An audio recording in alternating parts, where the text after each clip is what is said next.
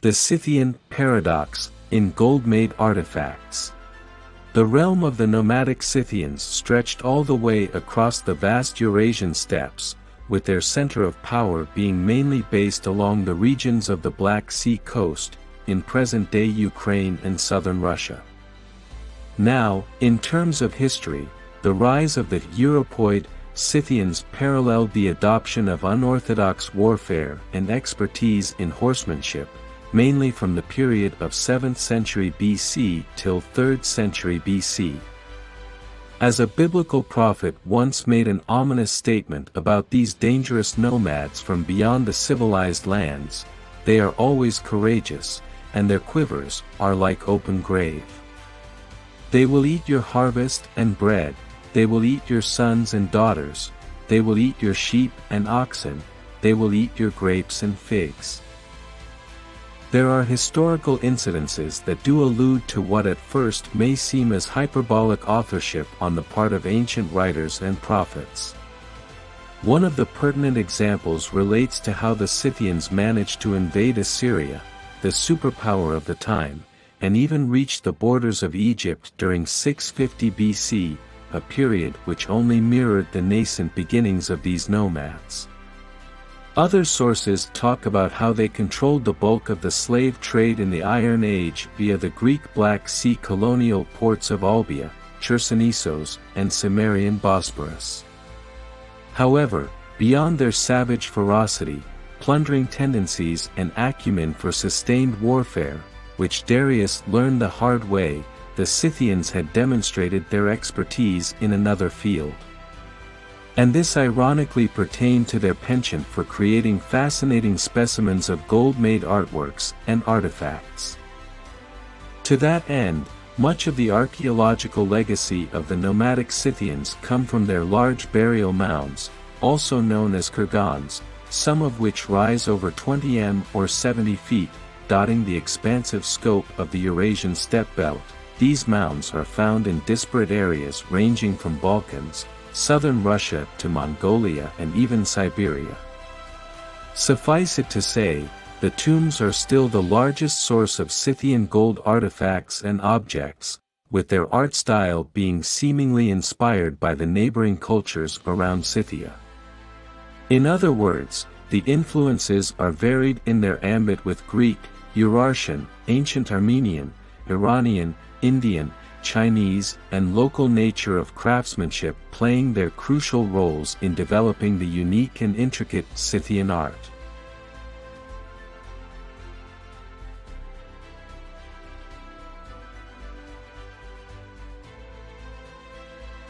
Now, in terms of discoveries made by archaeologists and historians, the epicenter of Scythian art can be pinpointed at Panticapaeum, the capital of the Greek Bosporan kingdom that occupied Crimean Peninsula, thus forming an important trade link between Scythian lands north of the Black Sea. In essence, the craftsmanship exhibited by the numerous Scythian gold artifacts may have been worked on by both Greek and indigenous artisans, while others were imported over a long distance from the Greek mainland. However, there is one element of this art style that stands out, and it relates to the predominance of zoomorphic symbology in the Scythian gold artifacts.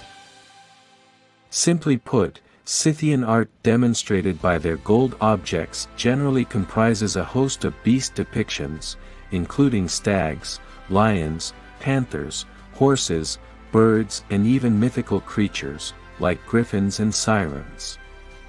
The animals were often complemented by depictions of humans, including their faces, bodies, and sometimes groups of men, taking part in scenes like fighting, herding, taming horses, and even milking sheep.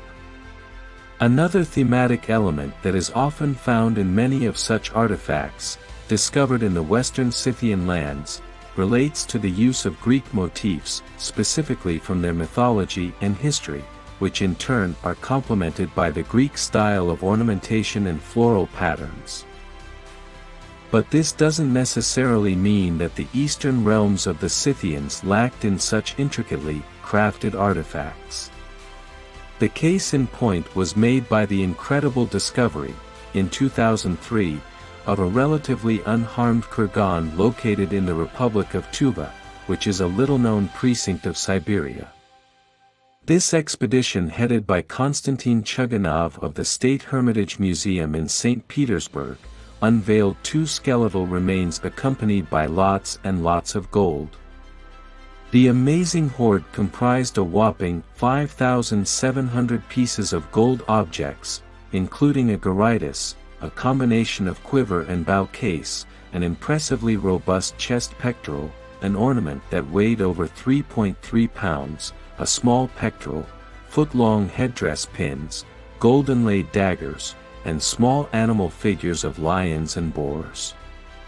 A more recent excavation project, conducted in 2015, unearthed solid gold objects from the Caucasus Mountains, and this hoard included 2 bucket-shaped gold vessels, 3 gold cups, a gold bracelet, and a heavy gold ring.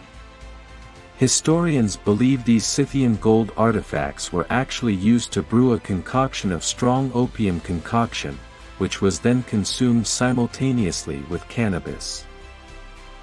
The fascinating discovery of 2003 embodied the confrontation of brutality and creativity, which existed side by side in the Scythian society. The above residues were analyzed and found to match a 45-year-old male and a 35-year-old female. Archaeologists also determined that the couple was buried within the same time period, implying that the woman may have been ritually sacrificed to reunite with her partner in the afterlife.